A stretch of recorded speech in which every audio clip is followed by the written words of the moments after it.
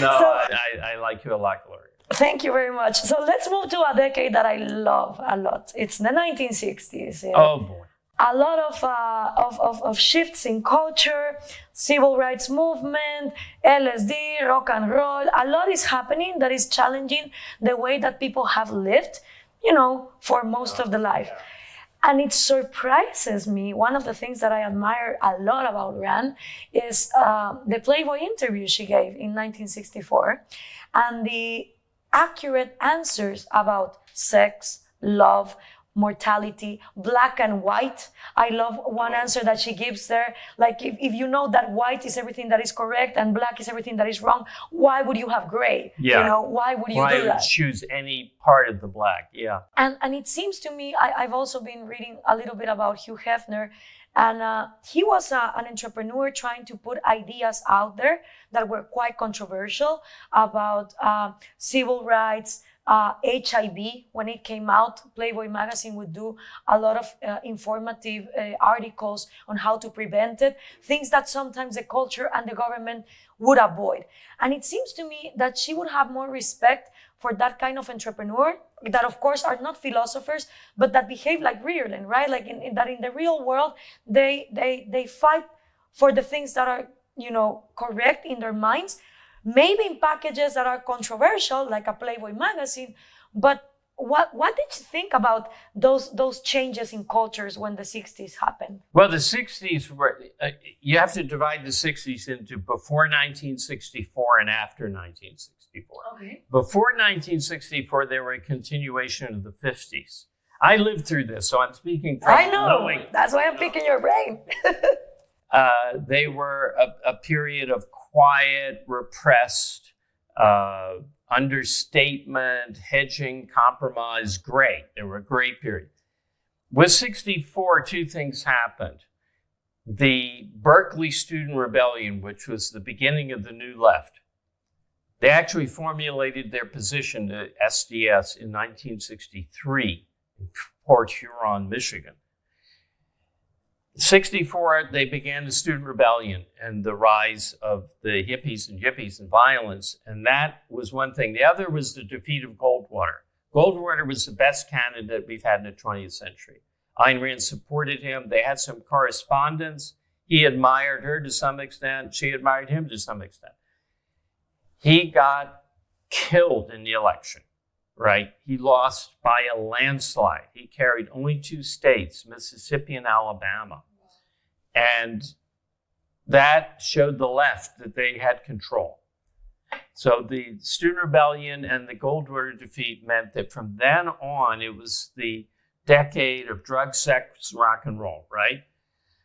Rock and roll began in 1954, so it's a certain kind of rock and roll that began then. Do you like rock and roll? I like the early rock and roll. Yeah. The early Elvis in the Sun sessions is one of my top things. But I also like Rachmaninoff and Scott Joplin and operetta. I'm very mixed. I have a taste that cut across genres. Okay, anyway. The later we go in the 60s, the worse things get. To the late 60s, there's the Columbia Student Rebellion echoing Berkeley, which I was fighting against at Columbia. I was a Columbia graduate student. I was kept out of my classroom by the takeover of Hamilton Hall in 1968. I was out on campus with a little booth, Abolish SDS. SDS was the main, organization. Do you have pictures of that?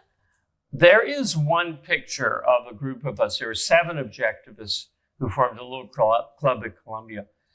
I tried to shout Mark Rudd down with the bullhorn. He had a bullhorn. I got a bullhorn, went to store, bought a bullhorn, and started saying, what you're seeing here is the initiation of physical force on a grand scale. This is wrong. And he stopped, And you know what happened?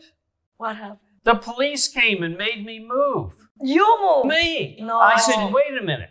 You mean he can get up there and talk with the bullhorn to shut down the university, and I can't stand here and defend it? And the cop's answer was, unfortunately, he has the permission of the university. Now, there you have altruism. Right. Turn the other cheek. If they're attacking you, if they're criticizing you, give them a microphone. Let them assemble. If you want to defend the rights of the institution, no, you don't get to do that. We've got to be humble. We've got to listen to our enemies. We've got to love thine neighbor and thine enemy. As the, so that's altruism. And anyway, it became more and more violent.